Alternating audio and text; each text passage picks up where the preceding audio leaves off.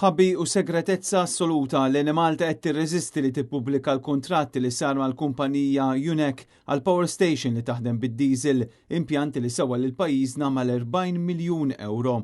Kien il-Journal Times of Malta li jagħmel talba diretta lil Malta sabiex ikollu kopja ta' dan il-kuntratt. It-talba saret skont il-liġi għall-libertà tal-informazzjoni.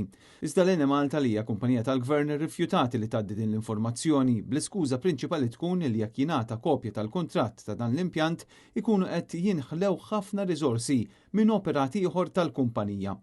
Dan it-tender ta' l Malta kien ingħata lil UNEC sabiex tipprovdi dan l-impjant suppost temporanju. Iżda meta sar magħruf li l-impjant se jitħaddem bi fuel li jinġess mal-ewwel qamet kritika enormi. Oriġinarjament kien hemm kollox 4 offerenti għal dan il-proġett. F'April li għadda kien tħabbar minn ħajt tender. Sa Lulju l-impjant kellu jkun lest, iżda din il-mira ma kienitx intlaħqet bil-pajjiż jerġa' jispiċċa fi blackout kważi totali. U issa l Malta qed tirreżisti li tpoġġi dan il-kuntratt tal-iskrutinju tal-midja. Għar minn hekk l Malta stess qiegħda tistieden lit-Times tagħmel Freedom of Information Request oħra b'dati aktar speċifiċi.